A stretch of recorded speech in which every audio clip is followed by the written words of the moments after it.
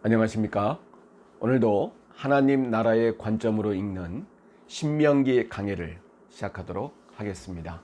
기도하겠습니다. 하나님 아버지 감사합니다. 오늘도 하나님의 말씀을 배우게 하시고 그리고 마음에 새겨서 세상에 나가 말씀을 선포하고 승리할 수 있는 기회를 제공하시오니 감사드립니다.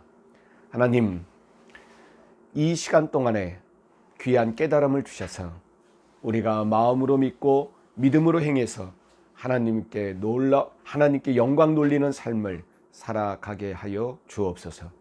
이 시간을 온전히 주님께 믿고 맡기오며 예수님 이름으로 기도하옵나이다.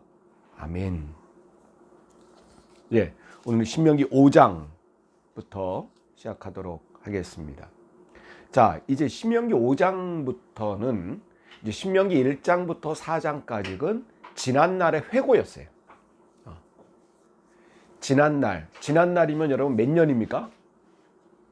40년.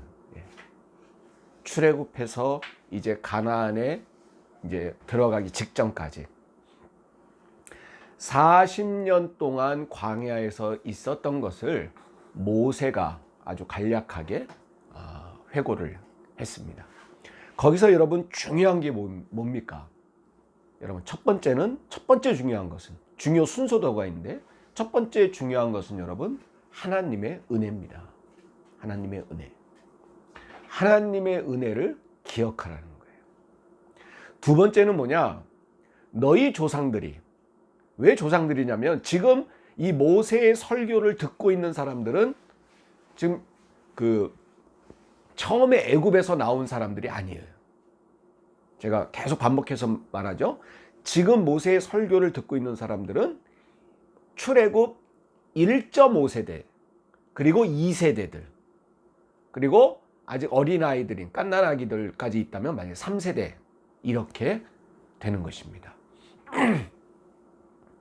그러니까 광야에서 지금 다 죽어간 너희의 부모 세대, 할아버지 세대, 이 세대들이 왜 못 들어가는가, 왜 이 자리에 없는가를 알아야 된다라는 교훈. 자, 첫 번째 은혜를 기억하라. 두 번째, 그 다음에 뭐라 그랬죠?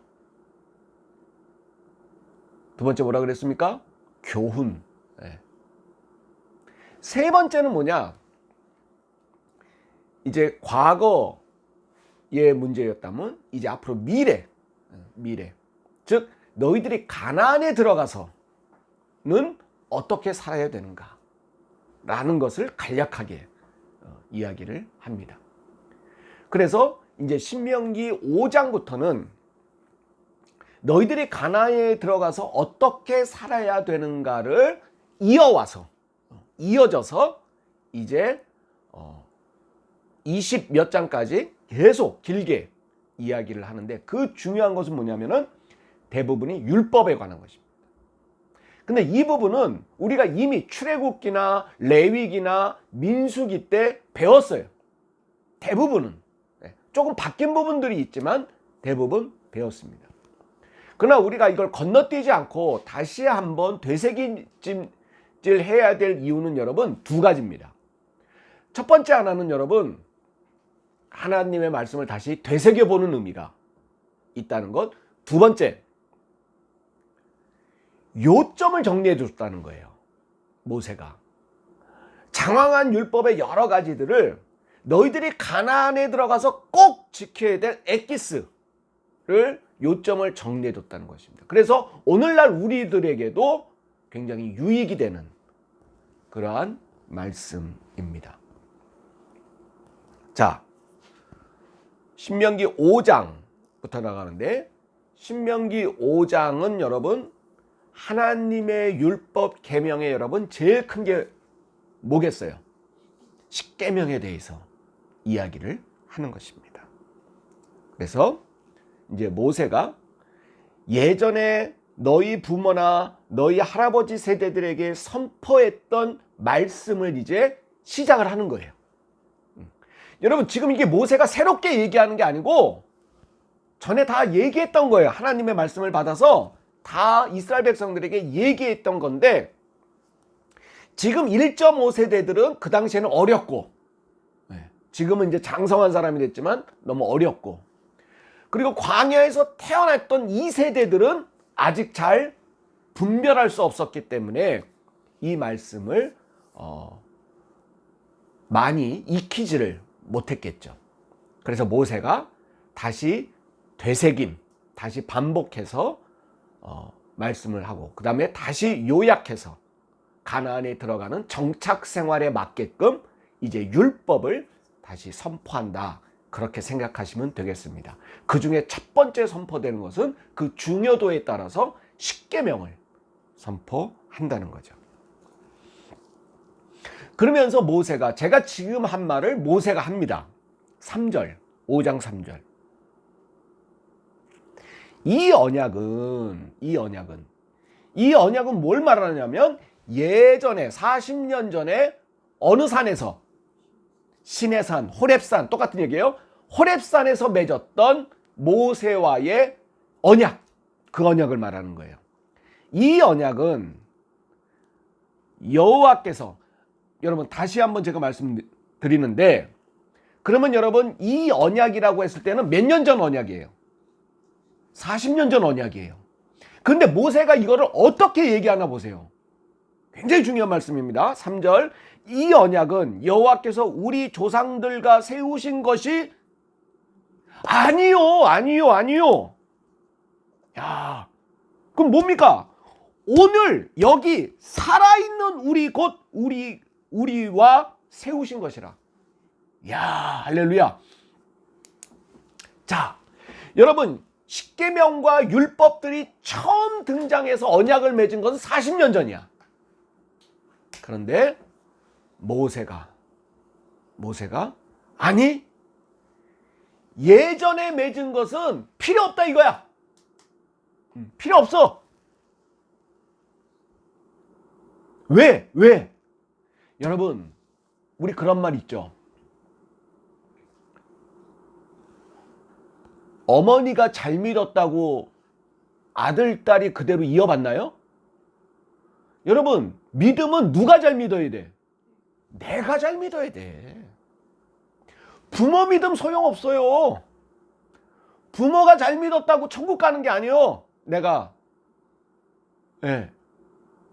잘 믿고 내가 바른 신앙생활 해야 돼요. 물론 좋은 영향은 받을 수 있겠지. 바른 신앙생활을 할 수 있는 영향은 받을 수 있지만 결국 내가 헤매야 되는 거예요. 니네 부모들하고 맺은 언약, 그리고 다 죽었어. 그거 소용없다는 거예요.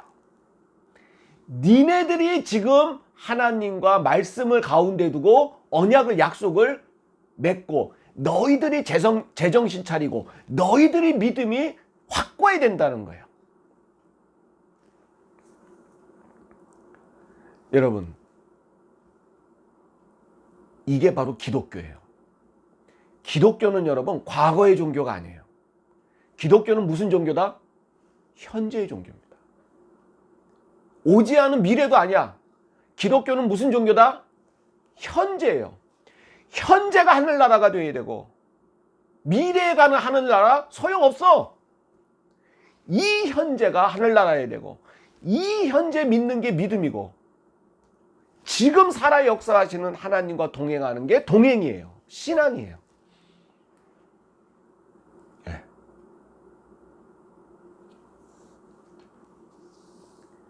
이 5장 3절 여러분 굉장히 중요한 말씀입니다. 오늘 여기 살아있는 우리, 죽은 사람이 아니고 어떤 사람? 살아있는 우리, 곧 우리와 세우신 것이라. 여러분, 기독교는 현재의 종교이자 두 번째, 죽은 자의 종교가 아니고 어떤 자의 종교예요? 살아있는 자의 종교예요. 그러니까 여러분, 우리 제사 지내고 죽은 자를 위한 영혼을 다, 여러분 그런 거 다 기독교는 다 소용없다고 말하는 겁니다. 하나님은 죽은 자를 위해서 할 게 뭐가 있어요? 뭐가 있어요 대체? 없습니다. 살아있는 여러분들이 하나님과 잘 지내야 되는 거예요. 그러면서 이제 십계명을 말하는데요. 여러분 십계명 내용을 지금 말하려고 하는 게 아닙니다. 그리고 이미 출애굽기 때 했어요. 제가 지금 십계명에 대해서 다시 말하려고 하는 것은 십계명의 의미입니다. 의미. 뭘 십계명은 말하려고 하는가? 그렇기 때문에 십계명은 여러분 첫 번째 순서가 중요합니다. 10가지 십계명 10가지 말해보세요. 그러면 어떤 사람은 십계명 10번째부터 얘기해. 그럼 여러분 땡. 10개를 다 암송해서 해도 순서가 틀리면 십계명은 틀린 거예요. 자, 그런 의미에서 십계명에 여러분, 십계명은 어떤 분들은 1계명부터 5계명, 그리고 6계명부터 10계명. 그래서 1계명부터 5계명은 하나님과 관계에 대한 계명. 그리고 6계명부터 10계명은 이웃과의 관계의 계명. 이렇게 말합니다. 근데 여러분, 그것은 잘못된 거예요. 물론 여러분 표면적인 모습으로는 맞습니다. 1계명부터 5계명은 하나님과 나의 관계에 관한 것은 맞아요. 표면적으로. 그런데 여기에는 더 깊은 의미가 담겨져 있습니다.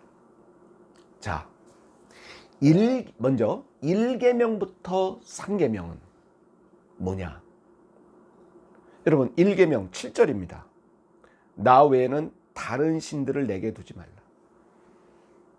그죠? 2계명이 뭡니까? 8절. 너는 자기를 위하여 새긴 우상을 만들지 말라.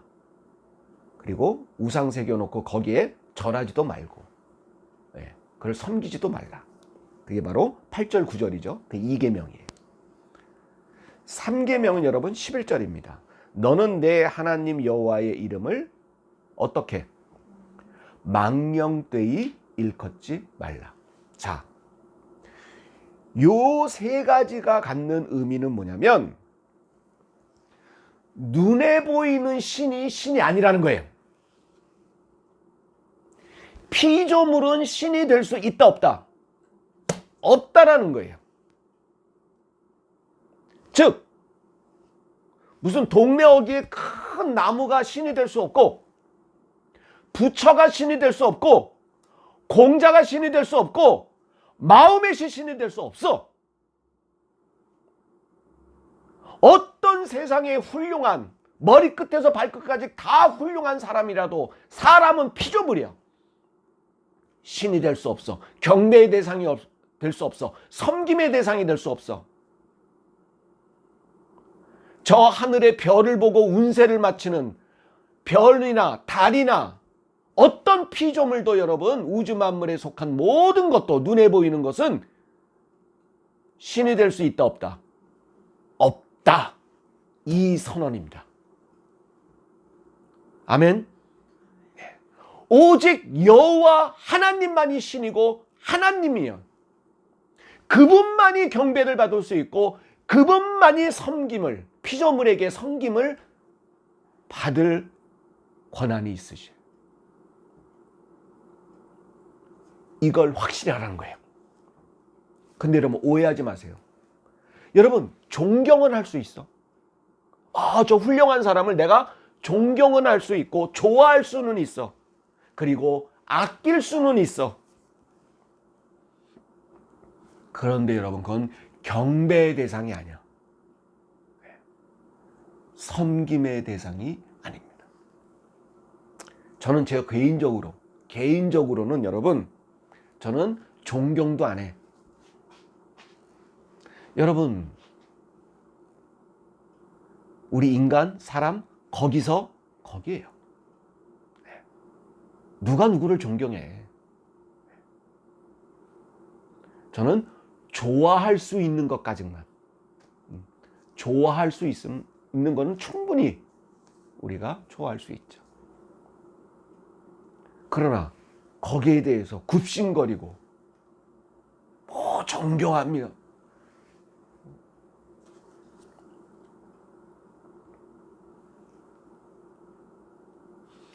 바로 이 부분이 여러분, 그러기에 우리는 하나님만을 사랑해야 된다. 그래서 1계명서부터 3계명에 주는 여러분 그것은 뭐냐? 하나님을 뭐하라? 사랑하라. 하나님만을, 진짜 신이신 하나님만을 사랑하라. 그 다음이 4계명입니다. 4계명.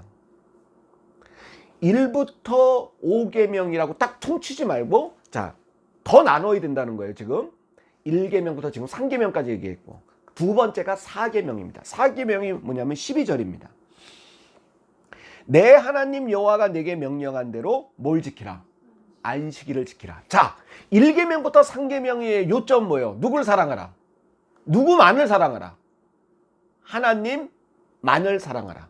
그 다음에 4계명이 주는 것은 그러기에 하나님께 예배드려라. 하나님을 사랑하기에 하나님만이 하나님이시고 하나님만이 살아계신 신이시고 하나님만이 경배를 받아야 되기 때문에 그 다음 순서의 4계명 안식일을 지켜라. 예배드리라는 거예요. 안식일 지켜라.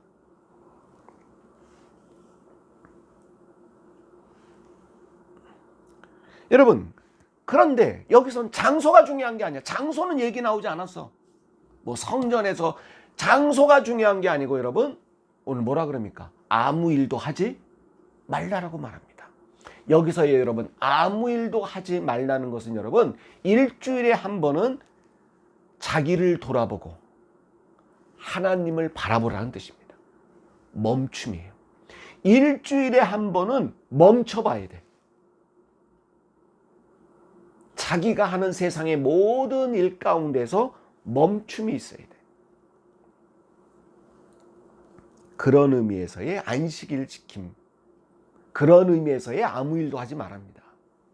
네. 그리고 나서 세 번째 5계명입니다. 5계명이 16절입니다. 너는 내 하나님 여호와께서 명령한 대로 누구를 공경하라? 부모를 공경하라. 여러분, 인간이 인간을 공경하라는 내용의 유일한 게, 성경에서 유일한 거는 여러분 부모입니다. 네, 부모. 자, 이것도 이어지는 거예요. 하나님 사랑, 하나님만을 사랑하기에 하나님께 뭘 드려라? 예배 드려라. 안식일을 지켜라.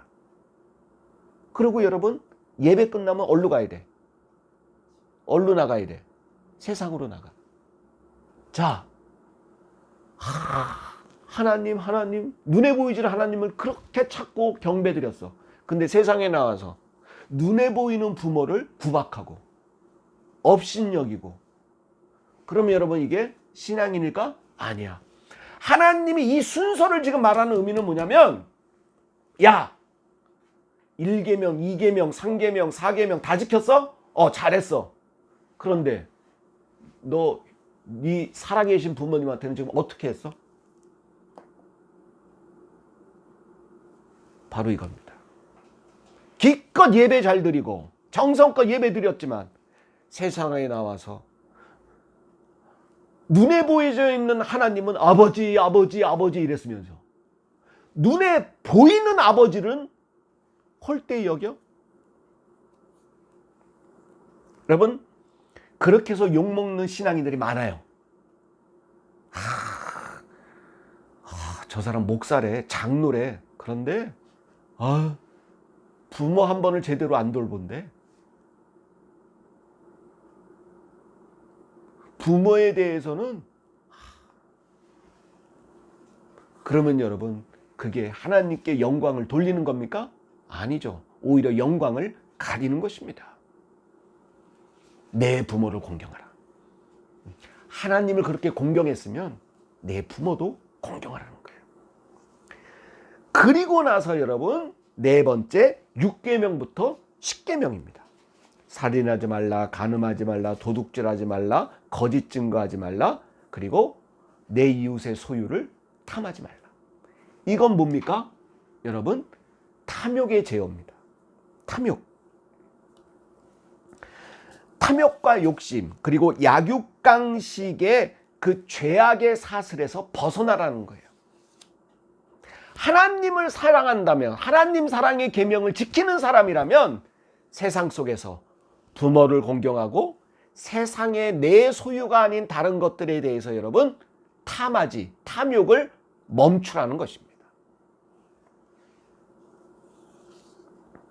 즉 남의 것, 남의 시간, 남의 노력을 빼앗지 말라라는 게 6계명부터 10계명까지의 요점입니다.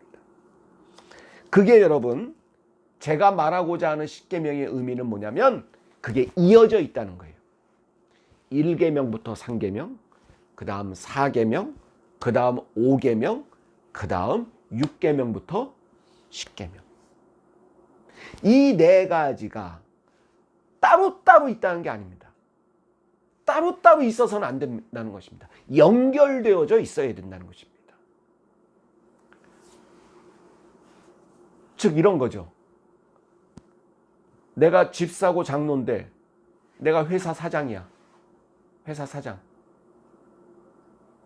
그런데 주일 잘 지켜, 헌금 열심히 해. 교회에서는 그냥 천사야. 그런데 회사에서는 이제 회사에 간 거는 6계명부터 10계명이야. 회사에서는 근로자들 괴롭히고 월급 줄 거 빼앗고 그러면 여러분 안 된다는 것입니다. 신앙인의 바른 모습은 1계명부터 이 10계명까지가 이어져야 된다는 거죠. 이어져야 된다. 바로 그게 여러분 10계명의 중요한 의미이자 정신이라는 것입니다. 즉 하나님 사랑하듯 이웃을, 하나님을 섬기듯 이웃을, 하나님께 베풀듯 이웃에게, 바로 이게 어루어지고 이루어지는 게 신앙인의 올바른 삶이라는 거죠. 자, 이 10계명을 이야기하면서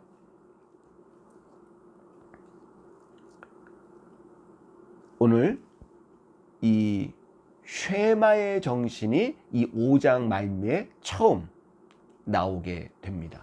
이 쉐마의 정신이 뭐냐면 너희가 이제는 너희들의 몫을 감당해야 된다는 것. 자, 우선 봅니다. 5장 33절. 이제 이런 10계명의 말씀을 쭉 이야기한 다음에 31절부터 보죠. 31절. 너는 여기 내 곁에 서 있으라. 내가 모든 명령과 규례와 법도를 내게 이르느니. 하나님이 모세에게 너는 내 옆에 있어. 그리고 너한테 내 모든 법규와 규례를 이룰 거야. 그러면서 너는 모세입니다. 너는 그것을 그들에게는 이스라엘 백성들이 그들에게 뭐하라? 가르쳐서 내가 그들에게 기업으로 주는 땅, 가나안 땅에서 그들에게 이것을 뭐하게 하라? 행하게 하라. 32절. 그런즉 너희 하나님 여호와께서 너희에게 명령하신 대로 너희는 삼가 행하여 좌로나 우로나 치우치지 말고. 자, 절 보세요. 오늘 하나님이 10계명 말씀을 쭉 말씀하신 다음에 모세를 불러다가 모세야, 너 잘 들었지? 그래. 너한테 지금 내가 너한테 말한 것을 가서 백성들에게 선포하고 가르쳐라. 10계명의 의미가 뭔지 자세하게 가르쳐. 그래서 그들이 가나안에 들어가서는, 그러니까 여러분 지금 1세대가 아니잖아. 1.5세대와 2세대잖아. 모세에게 다시 가르치라는 거예요. 그래서 가르쳐서 지금 말했어. 그러면서 모세에게 너 다음의 율법도 이렇게 전에 1세대에게 했던 것처럼 다시 1.5세대들과 2세대들에게 가르쳐서 그들이 들어갈 땅, 내가 기업으로 줄 땅 가나안에 들어가서 지켜 행하고 좌로나 우로나 치우치지 않게끔 그렇게 훈련시키라는 거예요. 그러면서 중요한 33절을 이야기합니다. 이런 구도의 문장은 지금 신명기 5장 3 처음이에요. 뭐냐? 33절. 너희 하나님 여호와께서 너희에게 명령하신 모든 도를 뭐하라? 행하라. 그리하면 동그라미.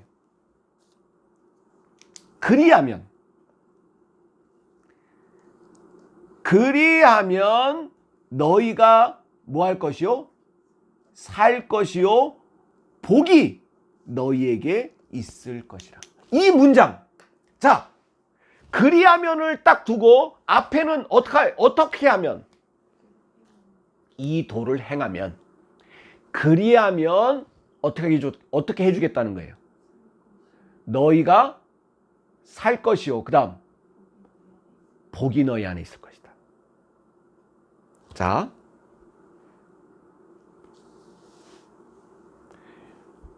이게 신명기 6장 3절. 지금 5장 33절이에요. 신명기 6장 3절. 이스라엘아 듣고 삼가 그것을 행하라. 그 다음에 이스라엘아 듣고 삼가 그것을 행하라. 그 다음 뭐라고 적혔어요? 그리하면 또 동그라미. 네가 뭘 받고? 복 받고. 자, 그 다음 6장 18절 19절. 6장 18, 19절. 이게 두 구절이 합쳐져 있어 지금. 그쵸? 6장 18절 19절입니다. 여호와께서 보시기에 정직하고 선량한 일을 행하라. 그 다음에 뭐라고 적혀 있어요? 그리하면, 여기도 그리하면 동그라미. 그리하면 내가 뭘 받고? 네가 뭘 받고? 네가 복을 받고. 자, 절 보세요. 중요한 모멘텀이 바뀌는 순간이에요. 뭐냐면 전에는 하나님이 복 주고 화를 주는 모든 권한의 조건들과 행하는 모든 주체는 여러분 하나님입니다. 하나님이 복 주고 싶으면 복 주는 거예요. 하나님 마음에 안 들면 심판 받는 거예요. 복을 받는 조건, 심판받는 조건이 다 주체가 누구예요? 하나님이에요. 근데 여러분, 가나안에 들어가서부터가 이 가나안 전과 가나안 이후가 여러분 바뀌는데, 즉 요단강을 밟으면서부터 바뀌는 게 뭐냐? 너희가 잘해야 된다는 거예요. 하나님이 아무리 복 주고 싶어도 너희가 말씀을 안 지키고 행하지 않고 하면 복을 못 받는다는 거예요. 이렇게 해야 그리하면 이렇게 해야지만 복을 받고, 이게 신명기의 아주 중요한 구조 문장입니다. 신명기 전에는 이런 문장이 없어. 성경에 이 그리하면이라는 이 네 글자가, 네 글자. 그래서 여러분, 오늘날 우리들의 신앙에 이르기까지, 그래서 여러분, 이제 이 신명기 전에는 여러분, 그리하면 이후의 문장이 중요했어. 복을 받는지, 화를 입는지, 저주를 받는지, 심판을 받는지, 뭐 불유황불이 떨어지는지, 이게 중요했어. 그런데 여러분, 이제 중요도가 그리하면의 앞부분이야. 내가 말씀을 지키면, 내가 주님을 섬기면, 내가 이웃에게 사랑을 베풀면 이 복의 조건들, 오해하지 말 것은, 그러면 목사님 행위가 중요한 건가? 그걸 말하고자 하는 게 아닙니다. 그걸 말하고자 하는 것이 아닙니다. 우리 신앙생활의 중요도가 어디에 있는가라, 중요 관점이 어디가 있는가가 바로 오늘날 중요한 우리들의 변화를, 우리 신앙생활의 변화를 가져와야 된다는 거죠. 즉 여러분, 말하고 싶은 것은 그겁니다. 야고보서에서 말씀 것처럼 실천이 없는 믿음은 여러분 죽은 믿음이라. 기도만 열심히, 예배만 열심히 아니라는 거죠. 교회 안에서, 교회 건물 안에서의 신앙적 행위들에만 우리가 거기에 초점을 맞추는 신앙생활은 의미가 없다는 것입니다. 하나님의 말씀을 얼마나 지키는지, 얼마나 이웃들에게 선을 베풀고 행하는지를 하나님은 그것을 보신다는 것입니다. 저와 여러분, 그러기에 오늘 이 그리하면의 신앙 우리가 잘 새겨서 우리가 살아있는 믿음, 실천하는 믿음으로 살아가는 저와 여러분 되시기를 바랍니다. 이제 주님 가르친 기도로 마치겠습니다. 하늘에 계신 우리 아버지여, 이름이 거룩히 여김을 받으시오며 나라가 임하옵시며 뜻이 하늘에서 이루어진 것 같이 땅에서도 이루어지이다.